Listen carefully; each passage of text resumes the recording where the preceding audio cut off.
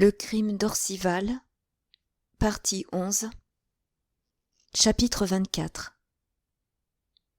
9 heures venaient de sonner à Saint-Eustache, et on entendait encore la grosse cloche du carreau des Halles, lorsque le père Plantard arriva rue Montmartre et s'engagea dans l'allée obscure de la maison qui porte le numéro.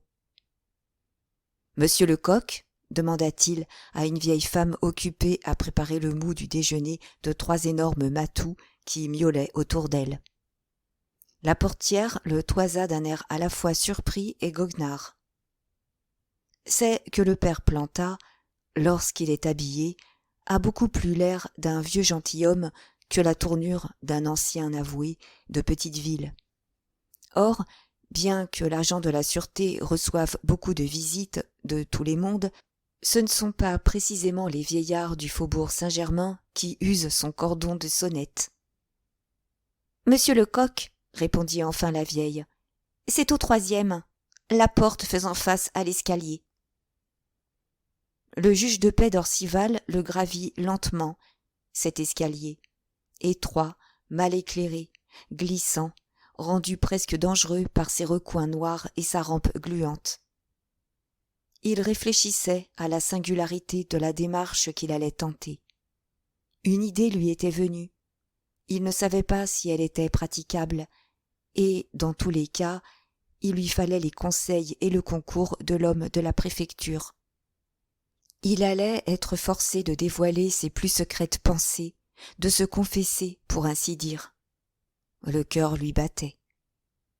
La porte, en face, au 3e étage, ne ressemble pas à toutes les autres portes. Elle est de chêne plein, épaisse, sans moulure, et encore consolidée par des croisillons de fer, ni plus ni moins que le couvercle d'un coffre-fort. Au milieu, un judas est pratiqué, garni de barreaux entrecroisés à travers lesquels on passerait à peine le doigt. On jurerait une porte de prison, si la tristesse n'en était égayée par une de ces gravures qu'on imprimait autrefois rue Saint-Jacques, collées au-dessus du guichet. Elle représente, cette gravure aux couleurs violentes, un coq qui chante, avec cette légende « Toujours vigilant ». Est-ce l'agent qui a placardé là ses armes parlantes? Ne serait-ce pas plutôt un de ces hommes? Les portes de droite et de gauche sont condamnées, on le voit. Après un examen qui dura plus d'1 minute et des hésitations rappelant celles d'un lycéen à la porte de sa belle, le père Plantard se décida enfin à presser le bouton de cuivre de la sonnette. Un grincement de verrou répondit à son appel. Le judas s'ouvrit et, à travers le grillage étroit, il distingua la figure moustachue d'une robuste virago. « Vous demandez ?» interrogea cette femme d'une belle voix de basse.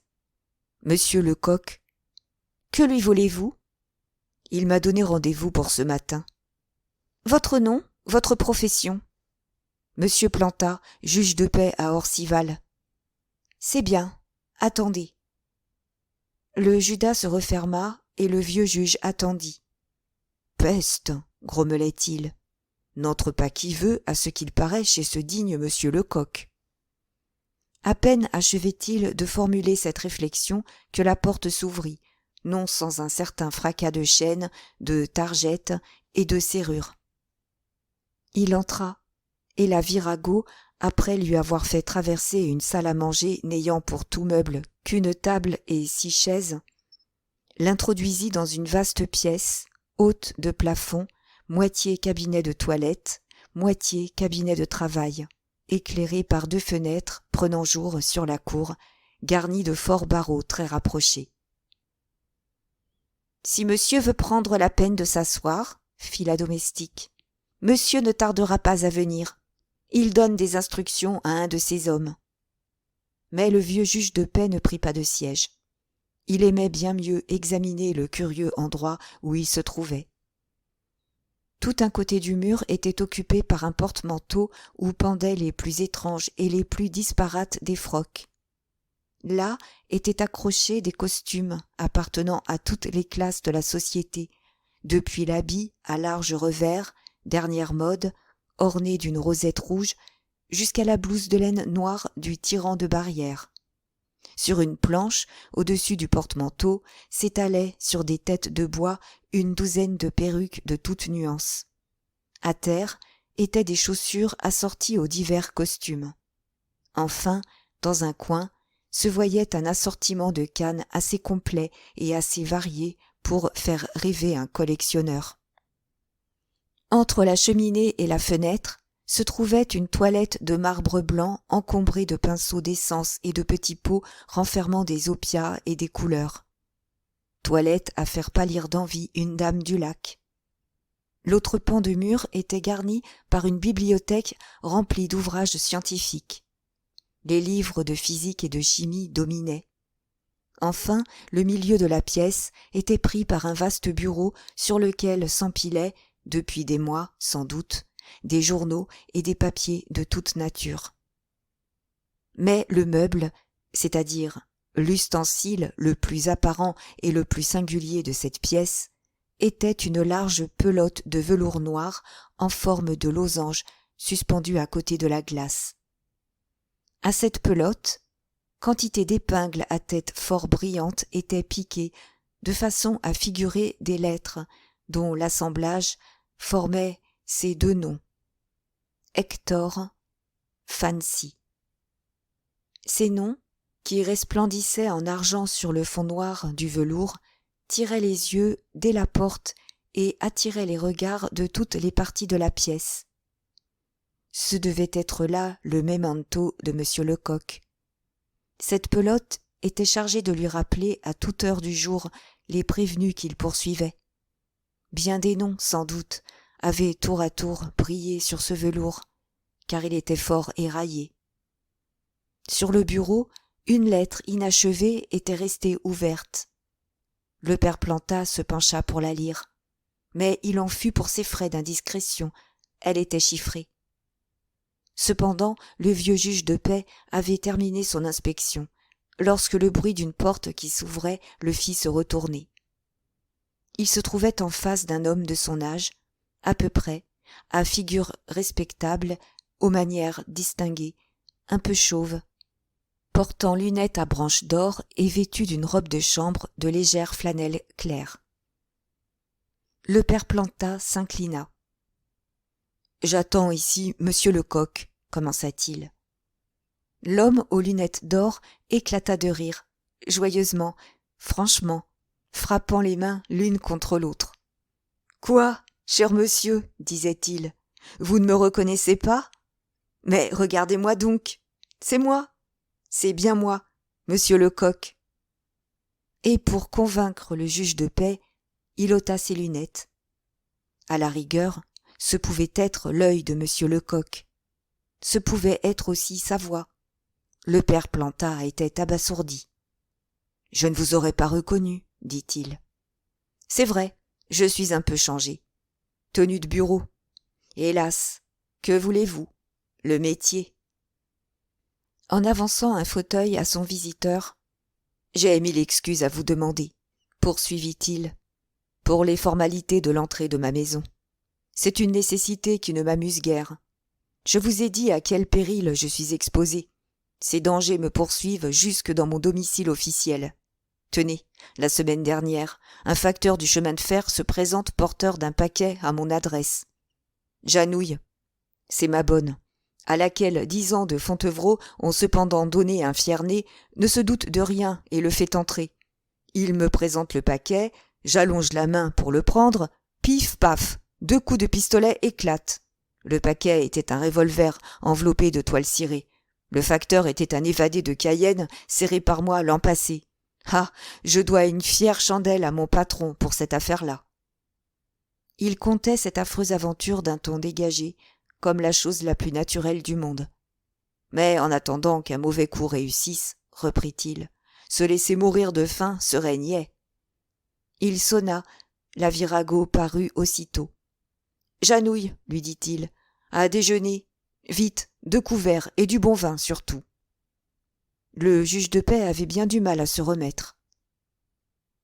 Vous regardez ma Janouille, poursuivait le monsieur Lecoq. Une perle, cher monsieur, qui me soigne comme son enfant et qui pour moi passerait dans le feu. Et forte avec cela. J'ai eu bien du mal, l'autre matin, à l'empêcher d'étrangler le faux facteur. Il faut dire que j'ai pris la peine de la trier, pour mon service, entre 3 et 4 000 réclusionnaires.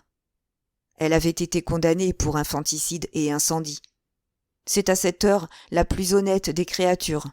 Je parierais que depuis 3 ans qu'elle est à mon service, elle n'a pas seulement eu la pensée de me voler un centime. Mais le père Planta n'écoutait que d'une oreille distraite. Il cherchait le moyen de couper court aux louanges de Janouille, très juste peut-être, mais déplacé à son avis, et de ramener l'entretien aux faits de la veille. « Je vous dérange peut-être un peu matin, monsieur Lecoq, commença-t-il. Moi ? Vous n'avez donc pas vu mon enseigne ? Toujours vigilant. Tel que vous me voyez, j'ai déjà fait 10 courses ce matin et taillé de la besogne à 3 de mes hommes. Ah, nous n'avons guère de morte saison, nous autres. Même, je suis allé jusqu'aux forges de Vulcain chercher des nouvelles de ce pauvre Guespin. Et que vous a-t-on appris ? Que j'avais deviné juste. C'est mercredi soir, à 10h moins le quart, qu'il a changé un billet de 500 francs. C'est-à-dire que le voilà sauvé. Ou à peu près. Il le sera tout à fait quand nous aurons retrouvé Miss Jenny Fancy. Le vieux juge de paix ne put dissimuler un mouvement de contrariété. Ce sera peut-être bien long, fit-il. Bien difficile. Baste, pourquoi cela ? Elle est sur ma pelote. Nous l'aurons, à moins de jouer de malheur, avant la fin de la journée. Le croyez-vous vraiment ? À tout autre qu'à vous, monsieur, je répondrai « J'en suis sûr ». Songez donc que cette créature a été la maîtresse du comte de Trémorel, un homme en vue, un prince de la mode. Quand une fille retombe au ruisseau, après avoir, comme on dit, ébloui pendant 6 mois tout Paris de son luxe, elle ne disparaît pas tout à fait comme une pierre dans la vase. Quand elle n'a plus un ami, il reste des créanciers qui la suivent, qui l'observent, guettant le jour où de nouveau la fortune lui sourira. Elle ne s'inquiète pas d'eux, elle croit qu'ils l'oublient. Erreur. Il est telle marchande à la toilette que je connais, dont la cervelle est tout ensemble le Vapereau et le Bottin du monde galant. Elle m'a souvent rendu des services, la digne femme. Nous irons, si vous le voulez bien, la trouver après déjeuner, et en 2 heures, elle nous aura l'adresse de cette Miss Fancy. Ah, si j'étais aussi sûr de pincer Trémorel. Le père Planta eut un soupir de satisfaction. Enfin, la conversation prenait la direction qu'il désirait. « Vous pensez donc à lui ?» demanda-t-il. « Si j'y pense !» s'écria monsieur Lecoq, que ce doute fit bondir sur son fauteuil. « Mais voyez donc ma pelote ! Je ne pense absolument, exactement, qu'à ce misérable depuis hier. Il est cause que je n'ai pas fermé l'œil de la nuit. Il me le faut. Je le veux, je l'aurai. » « Je n'en doute pas, » fit le juge de paix. « Mais quand ? Ah, voilà. Peut-être demain, peut-être seulement dans 1 mois. Cela dépend de la justesse de mes calculs, de l'exactitude de mon plan. »« Quoi ? Votre plan est fait ? Et arrêté, oui, monsieur. » Le père Planta était devenu l'attention même. « Je pars, » reprit l'agent de la sûreté, de ce principe qu'il est impossible à un homme accompagné d'une femme de se dérober aux investigations de la police. Ici, la femme est jeune, elle est jolie et elle est enceinte. 3 impossibilités de plus. Ce principe admis, étudions le comte de Trémorel. Est-ce un homme d'une perspicacité supérieure ? Non, puisque nous avons éventé ses ruses. Est-ce un imbécile ? Non, puisque ses manœuvres ont failli prendre des gens qui ne sont pas des sots. C'est donc un esprit moyen auquel son éducation, ses lectures, ses relations, les conversations quotidiennes ont procuré une somme de connaissances dont il tirera parti. Voilà pour l'esprit. Nous connaissons le caractère, mou, faible, vacillant, n'agissant qu'à la dernière extrémité. Nous l'avons vu ayant en horreur les déterminations définitives, cherchant toujours des biais, des transactions. Il est porté à se faire des illusions, à tenir ses désirs pour événements accomplis. Enfin, il est lâche. Et quelle situation est la sienne? Il a tué sa femme, il espère avoir fait croire à sa mort, il enlève une jeune fille, il a en poche une somme qui approche et peut-être même dépasse 1 million. Maintenant, étant donné la situation, le caractère et l'esprit d'un homme, peut-on, par l'effort de la réflexion, en raisonnant sur ses actions connues, découvrir ce qu'il a fait en telle ou telle circonstance? Je crois que oui, et j'espère vous le prouver. Monsieur Lecoq s'était levé et arpentait son cabinet de travail ainsi qu'il a coutume de le faire toutes les fois qu'il expose et développe ses théories policières. « Voyons donc, poursuivit-il, comment je dois m'y prendre pour arriver à découvrir la conduite probable d'un homme dont les antécédents, le caractère et l'esprit me sont connus. Pour commencer, je dépouille mon individualité et m'efforce de revêtir la sienne. Je substitue son intelligence à la mienne, je cesse d'être l'agent de la sûreté pour être cet homme quel qu'il soit. Dans notre cas, par exemple, restant moi, je sais fort bien ce que je ferai. Je prendrai de telles mesures que je dépisterai tous les détectives de l'univers. Mais j'oublie monsieur Lecoq pour deviner le comte Hector de Trémorel. Recherchons donc quels ont dû être les raisonnements d'un homme assez misérable pour voler la femme de son ami et laisser ensuite empoisonner cet ami sous ses yeux. Nous savons déjà que Trémorel a longtemps hésité avant de se résoudre au crime. La logique des événements, que les imbéciles appellent la fatalité, le poussait. Il est certain qu'il a envisagé le meurtre sous toutes ses faces, qu'il en a étudié les suites, qu'il a cherché tous les moyens de se soustraire à l'action de la justice. Toutes ces actions ont été combinées et arrêtées longtemps à l'avance, et ni la nécessité immédiate ni l'imprévu n'ont troublé ses réflexions. Du moment où le crime a été décidé dans son esprit, il s'est dit « Voici Berthe assassinée. Grâce à mes mesures, on me croit tuée aussi. Laurence, que j'enlève, écrit une lettre où elle annonce son suicide. J'ai de l'argent, que faut-il faire? Le problème, je le crois du moins, est bien posé ainsi. Oui, parfaitement, approuva le père Planta. Naturellement, Trémorel a dû choisir entre tous les systèmes de fuite dont il avait ouï parler ou qui se présentaient à son imagination, celui qui lui semblait le plus sûr et le plus prompt. A-t-il songé à s'expatrier? C'est plus que probable. Seulement, comme il n'est pas dénué de sens, il a compris que c'est à l'étranger surtout qu'il est malaisé de faire perdre sa piste. Qu'on quitte la France pour éviter le châtiment d'un délit, rien de mieux.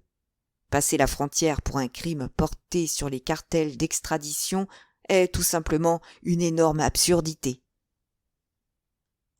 Vous imaginez-vous un homme et une femme égarés dans une contrée dont ils ne parlent pas la langue? Aussitôt, ils sont signalés à l'attention, observés, remarqués, suivis. Ils ne font pas un achat qui ne soit commenté. Il n'est pas un de leurs mouvements qui échappe à la curiosité des désœuvrés. Plus on va loin, plus le danger d'être pris augmente. Veut-on franchir l'océan et gagner cette libre Amérique, où les avocats pillent leurs clients? Il faut s'embarquer, et du jour où on a mis le pied sur les planches d'un navire, on peut se considérer comme perdu. Il y a 19 à parier contre 20 qu'au port d'arrivée, on trouvera un agent armé d'un mandat d'amener.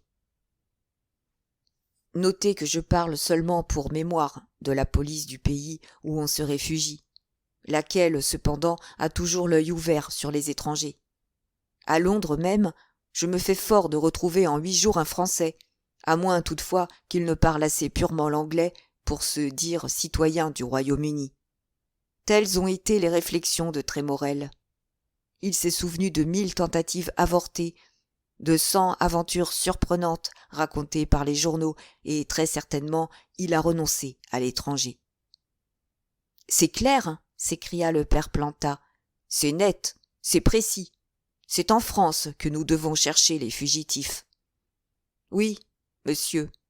Oui, répondit monsieur Lecoq. Vous l'avez dit. Examinons donc où et comment on peut se cacher en France. Sera-ce une province? Non, évidemment. À Bordeaux, qui est un de nos plus grands centres, on regarde passer l'homme qui n'est pas de Bordeaux. Les boutiquiers des fossés de l'intendance, qui flânent sur le pas de leur magasin, se disent « Eh, connaissez-vous ce monsieur-là » Pourtant, il est deux villes où on peut passer inaperçu. Marseille et Lyon. Mais elles sont fort éloignées. Mais il faut risquer un long voyage. Et rien n'est si dangereux que le chemin de fer depuis l'établissement du télégraphe électrique. On fuit, c'est vrai. On va vite. C'est positif. Mais en entrant dans un wagon, on se ferme tout issue. Et jusqu'à l'instant où on descend, on reste sous la main de la police. Trémorel sait tout cela aussi bien que nous. Écartons donc toutes les villes de province. Écartons aussi Lyon et Marseille. Impossible, en effet, de se cacher en province. Pardon, il est un moyen. Il s'agit simplement d'acheter loin de toute ville, loin du chemin de fer, quelques propriétés modestes et d'aller s'y établir sous un faux nom. Mais ce moyen excellent est fort au-dessus de la portée de notre homme, et son exécution nécessite des démarches préparatoires qu'il ne pouvait risquer, surveillé comme il l'était par sa femme. Ainsi, le champ des investigations utiles se rétrécit singulièrement. Nous laissons de côté l'étranger, la province, les grandes villes, la campagne. Reste Paris. C'est à Paris, monsieur, que nous devons chercher Trémorel. Monsieur Lecoq s'exprimait avec l'aplomb et la certitude d'un professeur de mathématiques sorti de l'école normale, qui, debout devant le tableau noir, la craie à la main, démontre victorieusement à ses élèves que deux lignes parallèles, indéfiniment prolongées, ne se rencontreront jamais. Le vieux juge de paix écoutait, lui, comme n'écoutent pas les écoliers. Mais déjà il s'habituait à la lucidité surprenante de l'agent de la sûreté, et il ne s'émerveillait plus. Depuis 24 heures qu'il assistait aux calculs et aux tâtonnements de monsieur Lecoq, il saisissait le mécanisme de ses investigations et s'appropriait presque le procédé. Il trouvait tout simple qu'on raisonnât ainsi. Il s'expliquait à cette heure certains exploits de la police active qui, jusqu'alors, lui avaient semblé tenir du prodige. Mais ce que M. Lecoq appelait un champ d'investigation restreint lui paraissait encore l'immensité. « Paris est grand, observa-t-il. L'agent de la sûreté eut un magnifique sourire. « Dites, immense, répondit-il. Mais il est à moi. Paris entier est sous la loupe de la rue de Jérusalem comme une fourmilière sous le microscope du naturaliste. Cela étant, me demanderez-vous, comment se trouve-t-il encore à Paris des malfaiteurs de profession? Ah, monsieur, c'est que la légalité nous tue. Nous ne sommes pas les maîtres, malheureusement. La loi nous condamne à n'user que d'armes courtoises contre des adversaires pour qui tous les moyens sont bons. Le parquet nous lie les mains. Les coquins sont habiles, mais croyez que notre habileté est 1000 fois supérieure. Mais, interrompit le père Planta, Trémorel est désormais hors la loi. Nous avons un mandat d'amener. Qu'importe. Le mandat me donne-t-il le droit de fouiller sur le champ les maisons où j'ai lieu de supposer qu'il s'est réfugié? Non. Que je me présente chez un des anciens amis du comte Hector, il me jettera la porte au nez. En France, monsieur, la police a contre elle non seulement les coquins, mais encore les honnêtes gens. Toutes les fois que, par hasard, monsieur Lecoq aborde cette thèse, il s'emporte et en arrive à des propositions étranges. Son ressentiment est profond comme l'injustice. Avec la conscience d'immenses services rendus, il a le sentiment d'une sorte de réprobation qui l'exaspère. Par bonheur, Au moment où il était le plus animé, un brusque mouvement le mit en face de la pelote. Il s'arrêta court. « Diable !» fit-il. « J'oubliais Hector. » Le père Planta, lui, tout en subissant, faute de pouvoir faire autrement, le débordement d'indignation de l'homme de la préfecture, ne pouvait cesser de penser à l'assassin, au séducteur de Laurence. « Vous disiez, fit-il, que c'est à Paris que nous devons chercher Trémorel. »« Et je disais vrai, monsieur le juge de paix, » répondit monsieur Lecoq d'un ton plus calme. « J'en suis venu à cette conclusion que c'est ici, peut-être à 2 rues de nous, peut-être dans la maison voisine, que sont cachés nos fugitifs. Mais poursuivons nos calculs de probabilité. Hector connaît trop bien son Paris pour espérer se dissimuler une semaine seulement dans un hôtel ou même dans une maison meublée. Il sait que les garnis, l'hôtel Meurice aussi bien que l'auberge de la Limace, sont l'objet d'une surveillance toute spéciale et sont dans la main de la préfecture. Ayant du temps devant lui, il a très certainement songé à louer un appartement dans quelque maison à sa convenance. Il a fait, il y a environ 1 mois ou 1 mois et demi, 3 ou 4 voyages à Paris. Alors, plus de doute. Il a retenu sous un faux nom un appartement, il a payé un terme d'avance, et aujourd'hui, il est bien chez lui. À cette affirmation de l'agent de la sûreté, la physionomie du père Planta exprima un découragement affreux. « Je ne sens que trop, monsieur, dit-il tristement, que vous êtes dans le vrai. Mais alors, le misérable n'est-il pas perdu pour nous?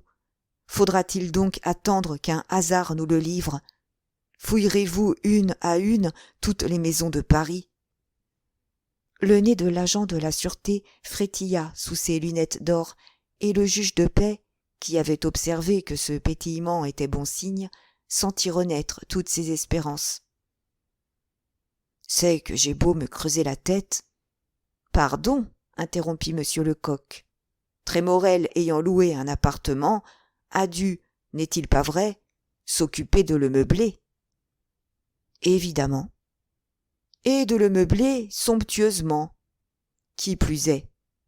D'abord parce qu'il aime le luxe et qu'il a de l'argent. Ensuite, parce qu'enlevant une jeune fille, il ne peut la faire passer de la riche maison de son père dans un galetas. Je gagerais volontiers qu'ils ont un salon aussi beau que celui du Val-Feuillu. Hélas, que nous importe? Peste, cher monsieur, cela nous importe fort, comme vous l'allez voir. Voulant beaucoup de meubles et de beaux meubles, Hector ne s'est pas adressé à un brocanteur. Il n'avait le temps ni d'acheter rue Drouot, ni de courir le faubourg Saint-Antoine. Donc il est allé simplement trouver un tapissier. Quelque tapissier à la mode? Non, il aurait risqué d'être reconnu, et il est clair qu'il s'est présenté sous un faux nom, sous celui qu'il a donné à l'appartement. Il a choisi quelque tapissier habile et modeste. Il a commandé. S'est assuré que tout serait livré à une époque fixe et à payer. Le juge de paix ne put retenir une exclamation de joie. Il commençait à comprendre. Ce marchand, poursuivait monsieur Lecoq, a dû garder le souvenir de ce riche client qui n'a pas marchandé et qui a payé comptant. S'il le revoyait, il le reconnaîtrait. Quelle idée! S'écria le père Planta hors de lui. Vite, bien vite, procurons-nous des portraits de Trémorel, des photographies, envoyons un homme à Orcival. Monsieur Lecoq eut ce fin sourire qui lui monte aux lèvres chaque fois qu'il donne une nouvelle preuve d'habileté. Remettez-vous, monsieur le juge de paix, dit-il. J'ai fait le nécessaire. Hier, pendant l'enquête, j'avais glissé dans ma poche 3 cartes du comte. Ce matin, j'ai relevé sur le bottin le nom et l'adresse de tous les tapissiers de Paris et j'en ai fait 3 listes. À cette heure, 3 de mes hommes, ayant chacun une liste et une photographie, vont de tapissier en tapissier, demandant « Est-ce vous qui êtes le tapissier de ce monsieur ?» Si l'un d'eux répond « Oui », nous tenons l'homme. « Et nous le tenons !» s'écria le père Planta, pâle d'émotion. « Pas encore, ne chantons pas victoire. Il se peut qu'Hector ait eu la prudence de ne pas aller en personne chez le tapissier. En ce cas, nous sommes distancés. Mais non, il n'aura pas eu cette prudence. » Monsieur Lecoq s'interrompit. Pour la 3e fois, Janouille, entr'ouvrant la porte du cabinet, criait de sa belle voix de basse. « Monsieur est servi. » C'est un remarquable cordon bleu que Janouille, l'ancienne réclusionnaire. Le père Planta s'en aperçut dès les premières bouchées. Mais il n'avait pas faim, et il ne pouvait prendre sur lui de se forcer à manger. Il lui était impossible de songer à autre chose qu'à ce projet qu'il voulait soumettre à monsieur Lecoq. Et il ressentait cette oppression douloureuse qui précède l'exécution d'un acte auquel on ne se résout qu'à regret. En vain, l'agent de la sûreté, qui est un grand mangeur comme tous les hommes d'une activité dévorante, s'efforçait d'égayer son hôte. En vain, il remplissait son verre d'un Bordeaux exquis, présent d'un banquier dont il a retrouvé le caissier qui était allé prendre l'air de Bruxelles. Le vieux juge de paix restait silencieux et triste, ne répondant que par monosyllabes. Il s'encourageait à parler et intérieurement combattait le puéril amour-propre qui le retenait au dernier moment. Il ne croyait pas, en venant, qu'il aurait ces hésitations qu'il taxait d'absurdes. Il s'était dit « J'entrerai et je m'expliquerai ». Mais voilà qu'il était pris de ces pudeurs irréfléchies qui embarrassent un vieillard obligé de confesser ses faiblesses à un jeune homme et qui font monter le rouge à son front. Redoutait-il donc le ridicule ? Non. Sa passion, d'ailleurs, était bien au-dessus d'un sarcasme ou d'un sourire ironique. Et que risquait-il ? Rien. Est-ce que ce policier, auquel il n'osait plus confier ses secrètes pensées, ne les avait pas devinées ? N'avait-il pas su lire dans son âme, dès les premiers instants ? Et plus tard, ne lui avait-il pas arraché un aveu ? Il réfléchissait ainsi lorsque le timbre de l'entrée retentit. « Monsieur, » vint dire Janouille, « un agent de Corbeil nommé Goulard demande à vous parler.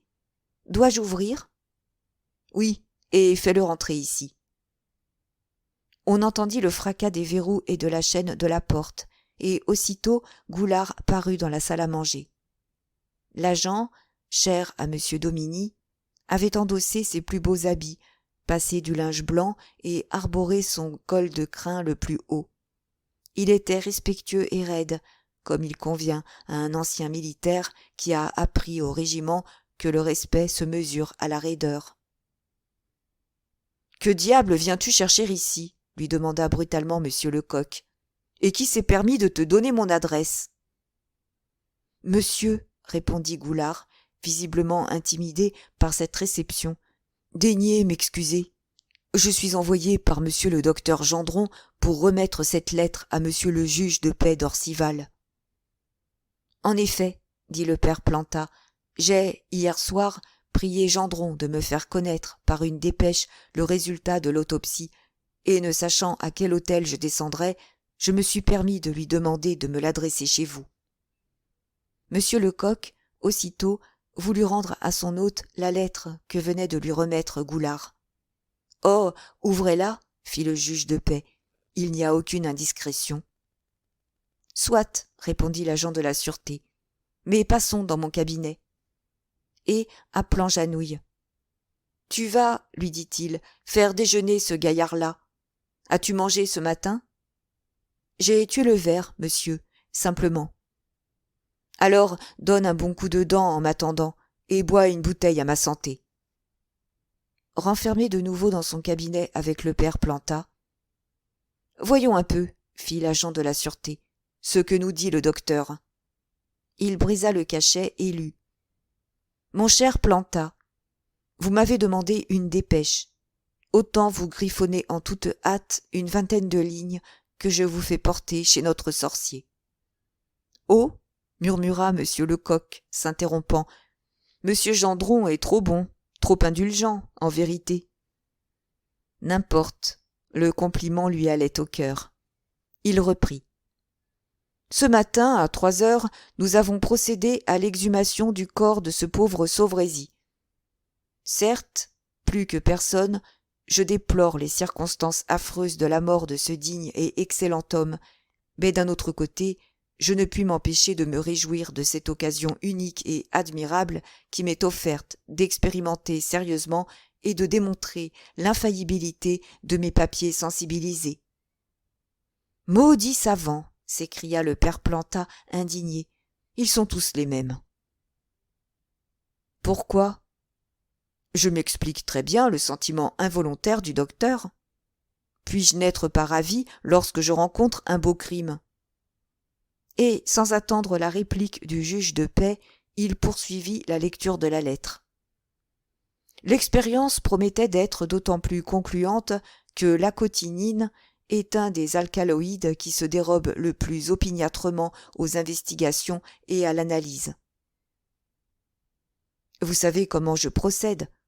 Après avoir fait chauffer fortement dans 2 fois leur poids d'alcool les matières suspectes, je fais couler doucement le liquide dans un vase à bord peu élevé, dont le fond est garni d'un papier sur lequel je suis parvenu à fixer mes réactifs.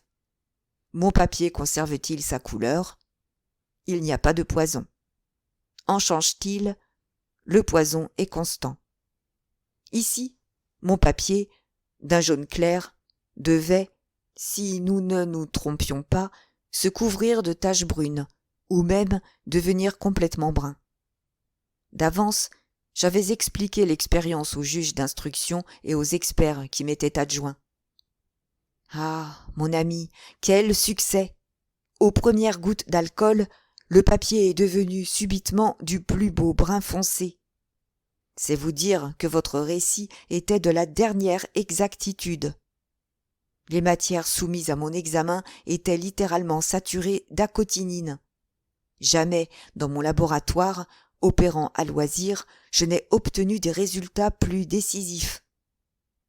Je m'attends à voir, à l'audience, contester la sûreté de mon expérimentation, mais j'ai des moyens de vérification et de contre-expertise tels que je confondrai certainement tous les chimistes qu'on m'opposera. Je pense, mon cher ami, que vous ne serez pas indifférent à la légitime satisfaction que j'éprouve. La patience du père Planta était à bout. « C'est inouï !» s'écria-t-il, d'un ton furieux. « Oui, c'est incroyable, sur ma parole. Dirait-on que c'est dans son laboratoire qu'a été volé ce poison qu'il cherche dans le cadavre de Sauvrezis ? Que dis-je ? Ce cadavre n'est plus pour lui que la matière suspecte. Et déjà, il se voit à la cour d'assises discutant les mérites de son papier sensibilisé. Il est de fait qu'il a raison de compter sur des contradicteurs.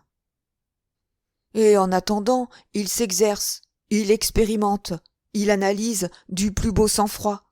Il continue son abominable cuisine, il fait bouillir, il filtre, il prépare ses arguments. Monsieur Lecoq était bien loin de partager la colère du juge de paix. Cette perspective de débats acharnés lui souriait assez. D'avance, il se figurait quelque terrible lutte scientifique, rappelant la dispute célèbre d'Orfila et de Raspail, des chimistes de province et des chimistes de Paris.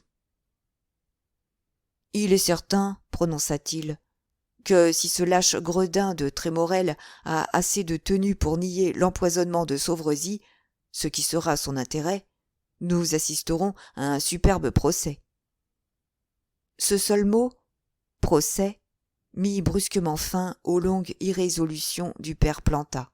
« Il ne faut pas, s'écria-t-il, non, il ne faut pas qu'il y ait de procès. » L'incroyable violence de ce père Planta, si calme, si froid, si maître de soi habituellement, parut confondre monsieur Lecoq.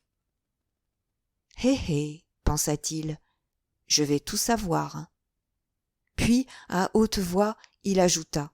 « Comment ? Pas de procès ?» Le père Planta était devenu plus blanc que son linge. Un tremblement nerveux le secouait. Sa voix était rauque et comme brisée par des sanglots. Je donnerais ma fortune, reprit-il, pour éviter des débats. Oui, toute ma fortune, et ma vie par-dessus le marché, bien qu'elle ne vaille plus grand-chose. Mais comment soustraire ce misérable Trémorel à un jugement? Quel subterfuge imaginer? Seul, monsieur Lecoq, seul vous pouvez me conseiller en cette extrémité affreuse où vous me voyez réduit. Seul vous pouvez m'aider, me tendre la main. S'il existe un moyen au monde, vous le trouverez. Vous me sauverez. Mais, monsieur, commença l'agent de la sûreté, de grâce, écoutez-moi, et vous me comprendrez. Je vais être franc, sincère, comme je le serai vis-à-vis de moi-même, et vous allez vous expliquer mes irrésolutions, mes réticences, toute ma conduite en un mot depuis hier. Je vous écoute, monsieur. C'est une triste histoire. J'étais arrivé à cet âge où le sort d'un homme est, dit-on, fini, lorsque, tout à coup, la mort m'a pris ma femme et mes 2 fils, toute ma joie, toutes mes espérances en ce monde. Je me trouvais seul en cette vie, plus perdu que le naufragé au milieu de la mer, sans une épave pour me soutenir. Je n'étais qu'un corps sans âme, lorsque le hasard m'a fait venir m'installer à Orcival. À Orcival, j'ai vu Laurence. Elle venait d'avoir 15 ans, et jamais créature de Dieu ne réunit tant d'intelligence, de grâce, d'innocence et de beauté. Courtois était mon amie. Bientôt elle devint comme ma fille. Sans doute, je l'aimais dès ce temps-là, mais je ne me l'avouais pas. Je ne voyais pas clair en moi. Elle était si jeune, et moi j'avais des cheveux blancs. Je me plaisais à me persuader que mon affection était celle d'un père, et c'est comme un père qu'elle me traitait. Ah, qui dira les heures délicieuses passées à écouter son gentil babil et ses naïves confidences? Lorsque je la voyais courir dans mes allées, piller les roses que j'élevais pour elle, dévaster mes serres, j'étais heureux, je me disais que l'existence est un beau présent de Dieu. Mon rêve, alors, était de la suivre dans la vie. J'aimais à me la représenter mariée à un honnête homme, la rendant heureuse. Et je restais l'ami de la femme après avoir été le confident de la jeune fille. Si je m'occupais de ma fortune, qui est considérable, c'est que je pensais à ses enfants. C'est pour eux que je thésaurisais. Pauvre, pauvre Laurence. Monsieur Lecoq paraissait mal à l'aise sur son fauteuil. Il s'agitait beaucoup, il toussait, il passait son mouchoir sur sa figure au risque d'effacer sa peinture. La vérité est qu'il était bien plus ému qu'il ne le voulait laisser paraître. Un jour, poursuivit le père Planta, mon ami Courtois me parla du mariage de sa fille et du comte de Trémorel. Ce jour-là, je mesurais la profondeur de mon amour. Je ressentais de ces douleurs atroces qu'il est impossible de décrire. Ce fut comme un incendie qui a longtemps couvé et qui, tout à coup, si on ouvre une fenêtre, éclate et dévore tout. Être vieux et aimer une enfant, j'ai cru que je deviendrais fou. J'essayais de me raisonner, de me railler. À quoi bon? Que peuvent contre la passion, la raison ou les sarcasmes? Vieux céladon ridicule, me disais-je, ne rougis-tu pas? Veux-tu bien te taire? Je me taisais et je souffrais. Pour comble, Laurence m'avait choisi pour confident. Quelle torture! Elle venait me voir pour me parler d'Hector. En lui, elle admirait tout et il lui paraissait supérieur aux autres hommes, à ce point que nul ne pouvait même lui être comparé. Elle s'extasiait sur sa hardiesse à cheval, elle trouvait ses moindres propos sublimes. J'étais fou, c'est vrai, mais elle était folle. Saviez-vous, monsieur, quel misérable était ce Trémorel? Hélas, je l'ignorais encore. Que m'importait à moi cet homme qui vivait au Val-Feuillu? Mais du jour où j'ai su qu'il allait me ravir mon plus précieux trésor, qu'on allait lui donner ma Laurence, j'ai voulu l'étudier. J'aurais trouvé une sorte de consolation à le savoir digne d'elle. Je me suis donc attaché à lui, monsieur Lecoq, comme vous vous attachez au prévenu que vous poursuivez. Que de voyages à Paris à cette époque où je voulais pénétrer sa vie. Je faisais votre métier. J'allais questionnant tous ceux qui l'avaient connu. Et mieux j'apprenais à le connaître, plus j'apprenais à le mépriser. C'est ainsi que j'ai découvert les rendez-vous avec Miss Fancy, que j'ai deviné ses relations avec Berthe. Pourquoi n'avoir rien dit? L'honneur me commandait le silence. Avais-je le droit de déshonorer un ami, de ruiner son bonheur, de perdre sa vie au profit d'un amour grotesque et sans espoir? Je me suis tue, me bornant à parler de Fancy à Courtois, qui ne faisait que rire de ce qu'il appelait une amourette.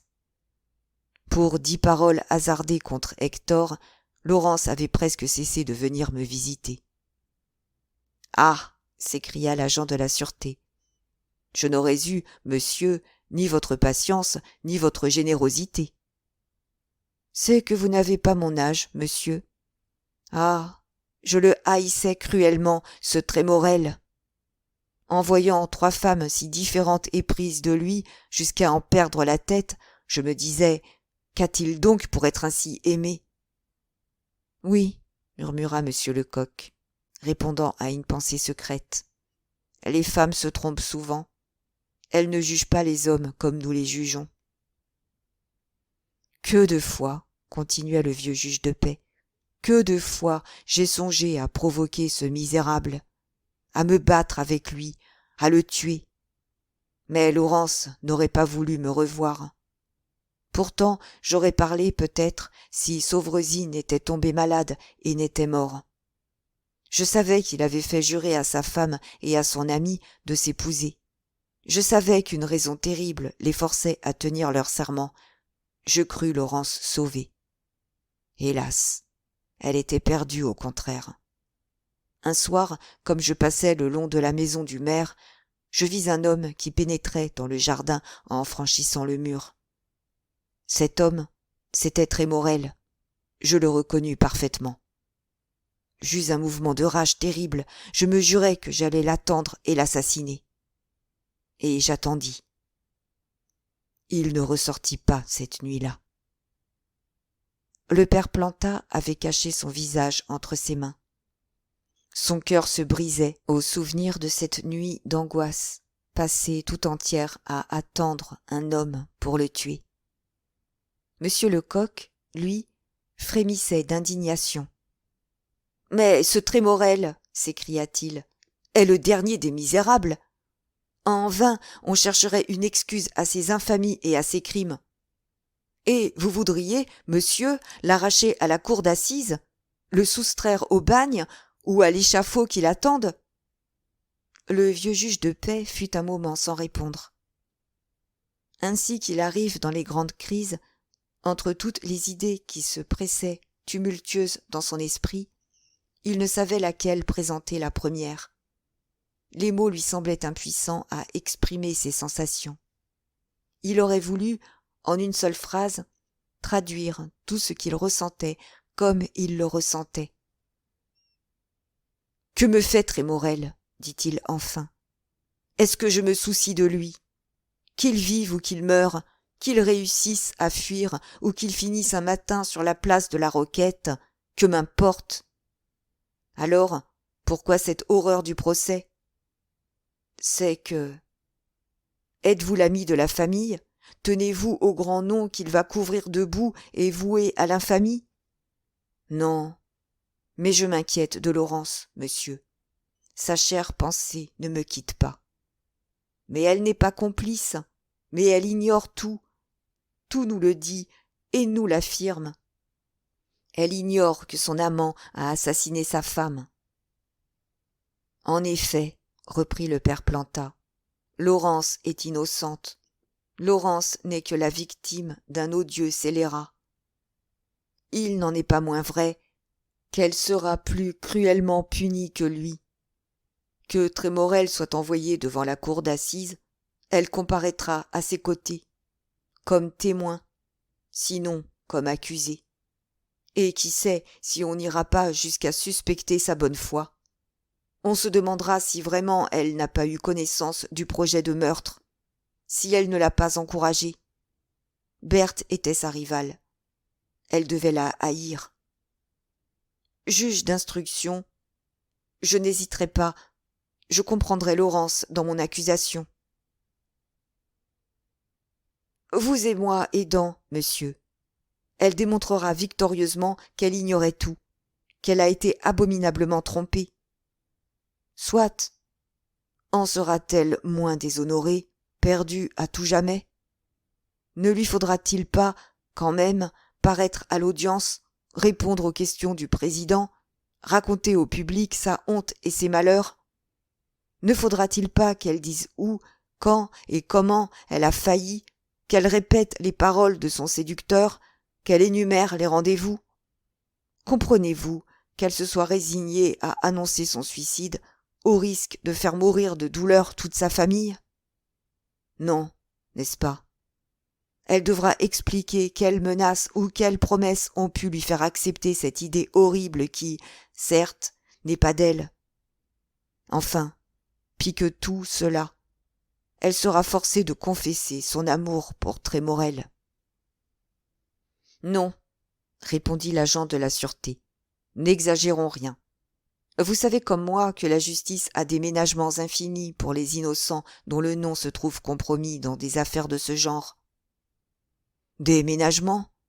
Eh, la justice en pourrait-elle garder, quand elle le voudrait, avec cette absurde publicité qu'on donne maintenant au débat? Vous toucherez le cœur des magistrats, je le veux bien. Attendrirez-vous 50 journalistes qui, depuis que le crime du Valfeuillu est connu, taillent leurs plumes et préparent leurs papiers? Est-ce que les journaux ne sont pas là, toujours à l'affût de ce qui peut piquer et révéler la malsaine curiosité de la foule? Pensez-vous que, pour nous plaire, ils vont laisser dans l'ombre ces scandaleux débats que je redoute, et auxquels le grand nom et la situation du coupable donneront un attrait immense? Est-ce qu'il ne réunit pas, ce procès, toutes les conditions qui assurent le succès des drames judiciaires? Oh, rien n'y manque, ni l'adultère, ni le poison, ni la vengeance, ni le meurtre. Laurence y représentera l'élément romanesque et sentimental. Elle deviendra, elle, ma fille, une héroïne de cour d'assises. C'est elle qui intéressera, comme disent les lecteurs de la Gazette des tribunaux. Les sténographes diront si elle a rougi et combien elle a versé de larmes. C'est à qui s'efforcera de détailler au plus juste sa personne et de décrire ses toilettes et son maintien. Les journaux la rendront plus publique que la fille des rues. Chaque lecteur aura quelque chose d'elle. Est-ce assez odieux? Et après l'horreur, l'ironie. Les photographes assiégeront sa porte, et si elle refuse de poser, on vendra comme sien le portrait de quelque gourgandine. Elle voudra se cacher, mais où? Quelles grilles, quels verrous peuvent mettre à l'abri de l'âpre curiosité? Elle sera célèbre. Les limonadiers ambitieux lui écriront pour lui proposer une chaise à leur comptoir, et les Anglais spliniques lui feront offrir leurs mains par Monsieur de Foix. Quelle honte et quelle misère!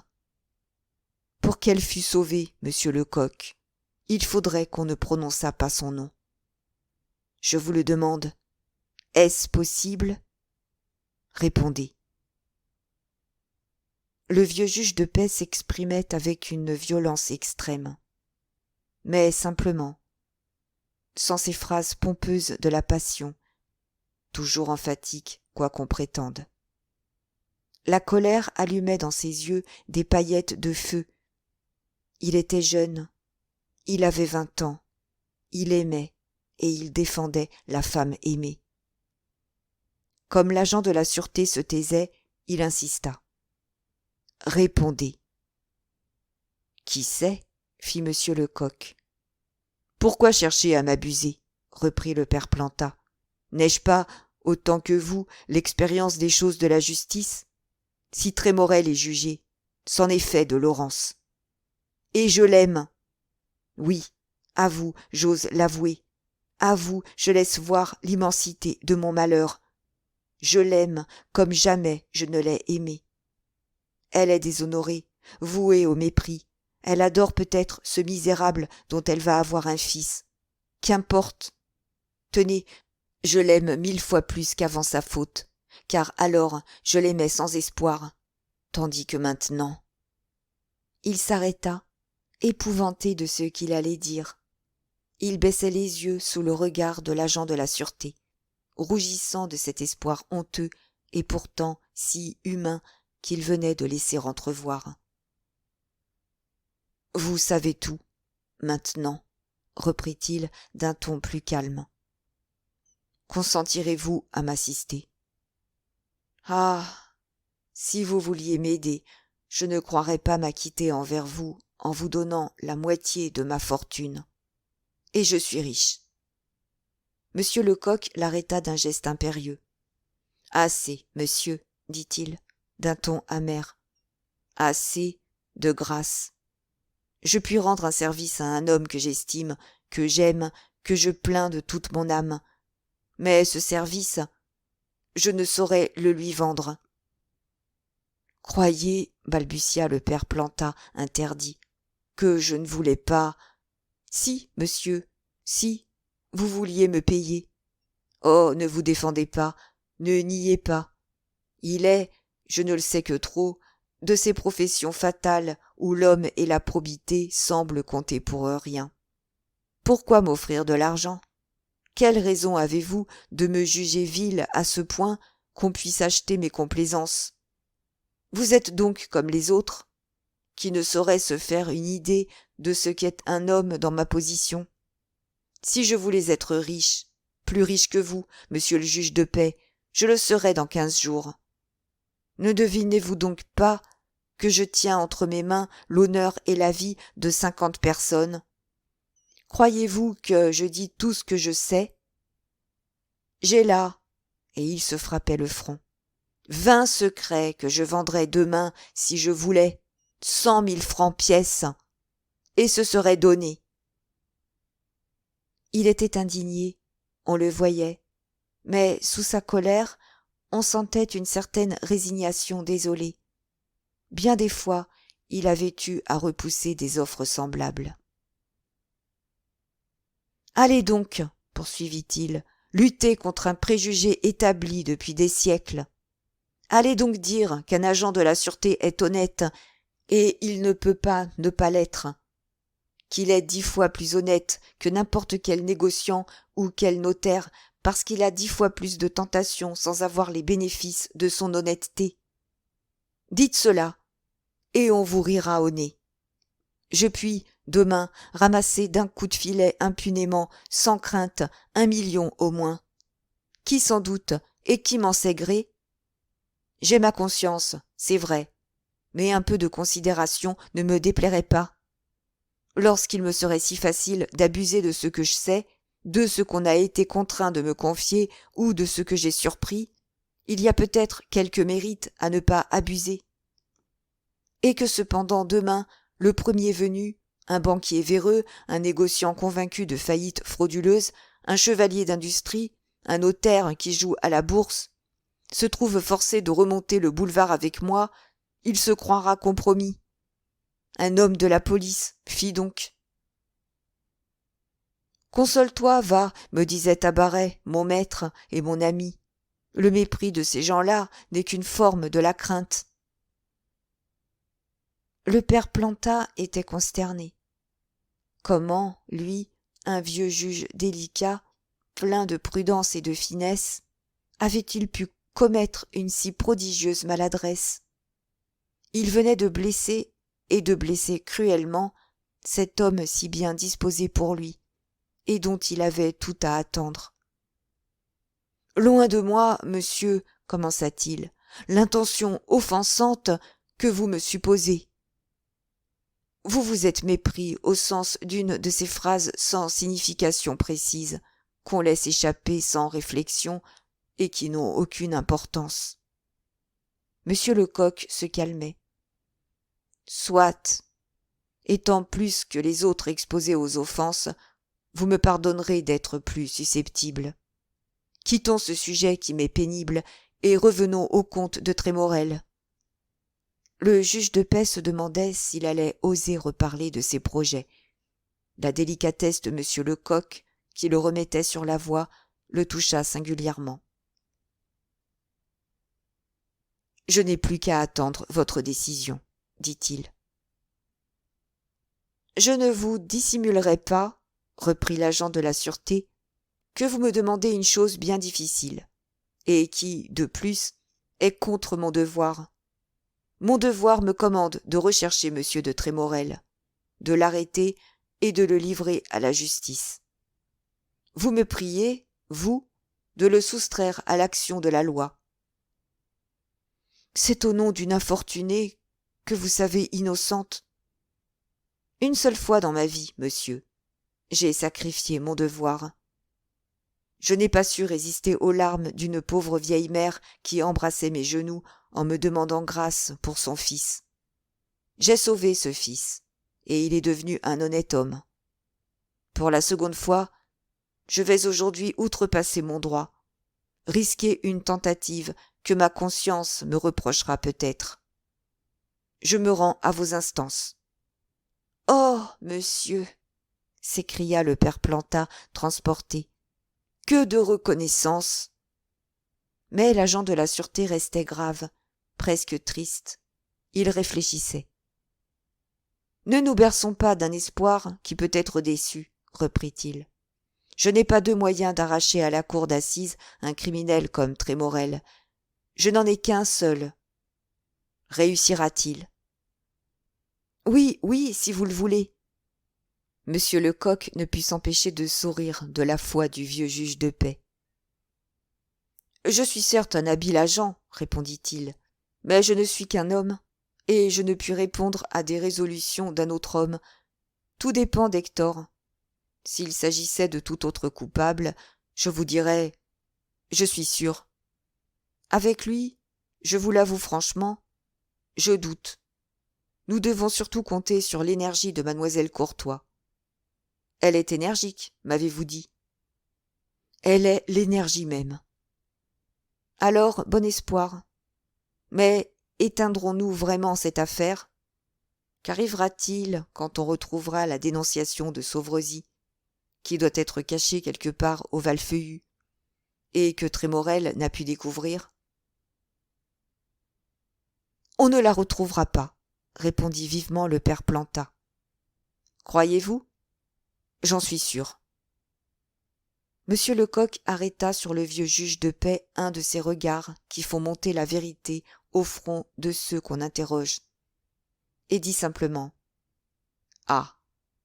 Et il pensait « Enfin, je vais donc savoir d'où vient le dossier qui nous a été lu l'autre nuit et qui est de deux écritures différentes. » Après un moment d'hésitation, «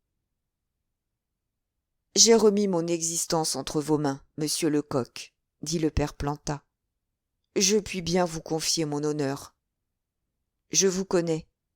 Je sais que, quoi qu'il arrive, je me tairai. Vous avez ma parole.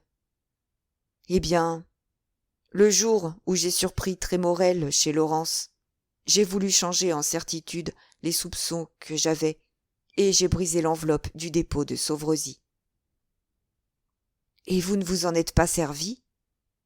J'étais épouvanté de mon abus de confiance. Puis, avais-je le droit de ravir sa vengeance à ce malheureux qui s'était laissé mourir pour se venger ? Mais vous l'avez rendue à madame de Trémorel, cette dénonciation. C'est vrai. Mais Berthe avait un vague pressentiment du sort qui lui était réservé. 15 jours à peu près avant le crime, elle est venue me confier le manuscrit de son mari, qu'elle avait pris soin de compléter. Je devais briser les cachets et lire si elle venait à mourir de mort violente. Comment donc, monsieur le juge de paix, n'avez-vous pas parlé ? Pourquoi m'avoir laissé chercher, hésiter, tâtonner ? J'aime Laurence, monsieur, et livrer Trémorel, s'était creusé entre elle et moi un abîme. L'agent de la sûreté s'inclina. Diable, pensait-il, il est fin, le juge de paix d'Orcival, aussi fin que moi.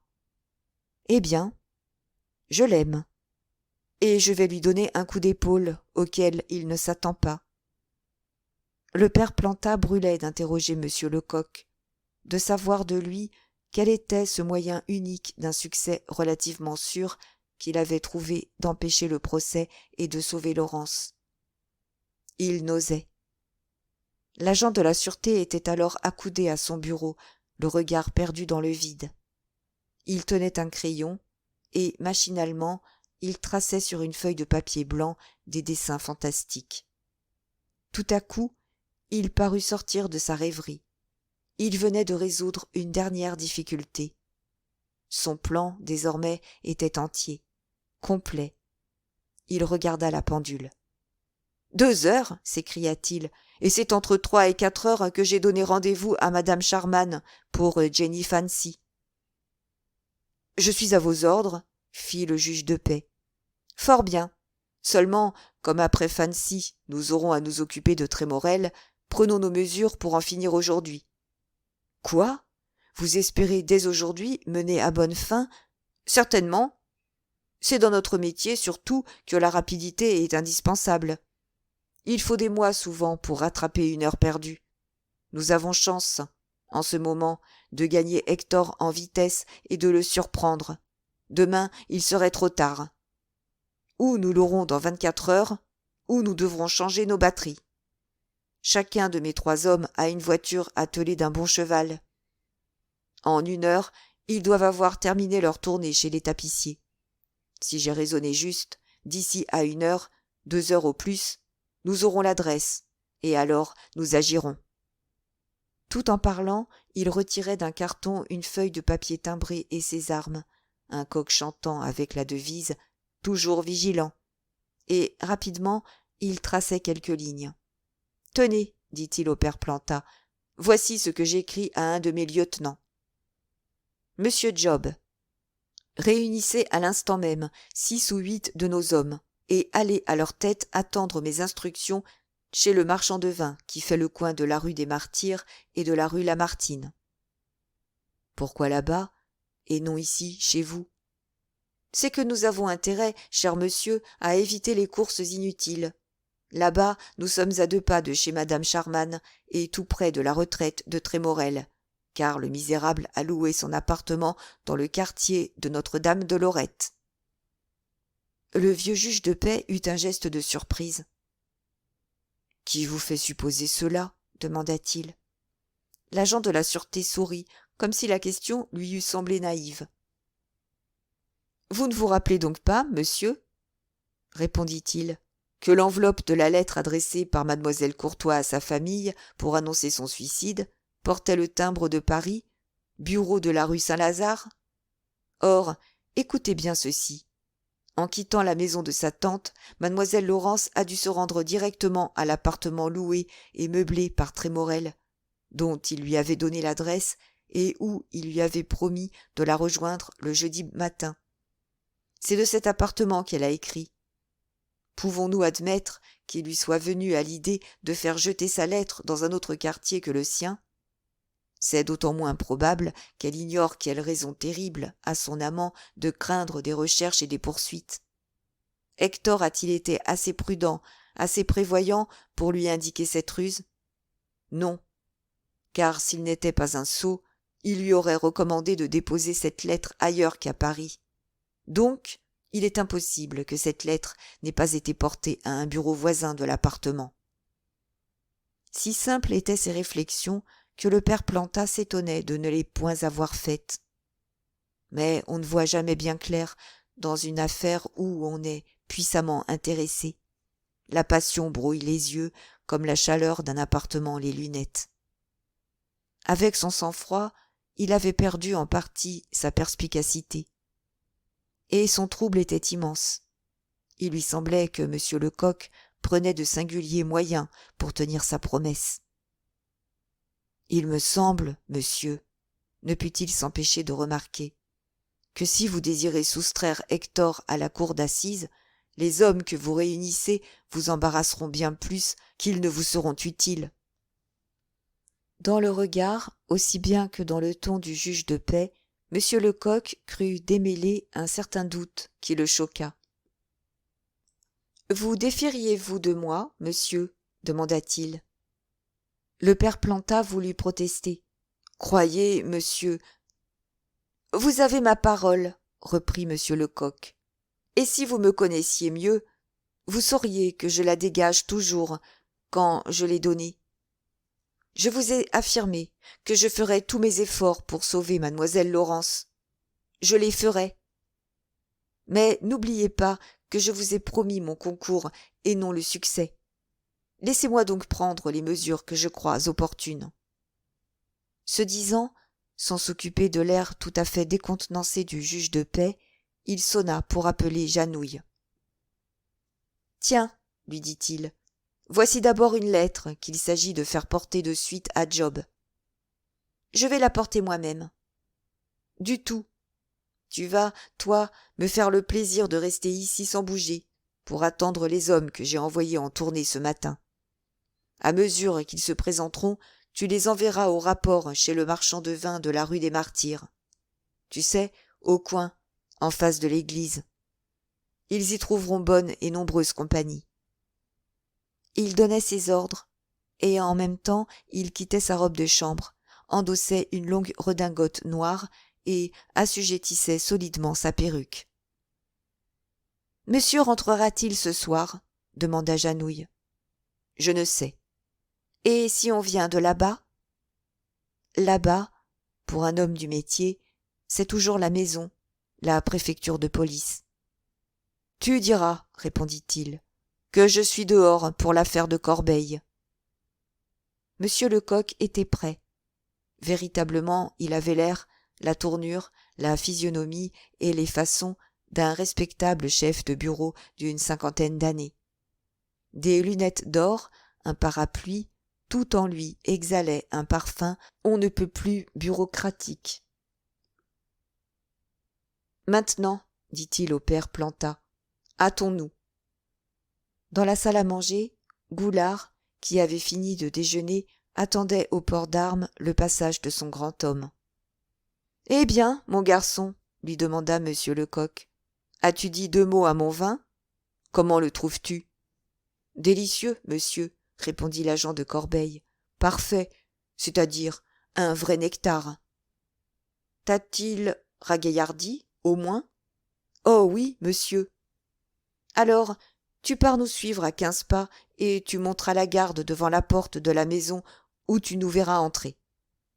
J'aurai probablement à te confier une jolie fille que tu conduiras à monsieur Domini. Et ouvre l'œil. C'est une fine mouche, fort capable de t'enjôler en route et de te glisser entre les doigts. » Ils sortirent, et derrière eux, Janouille se barricada solidement.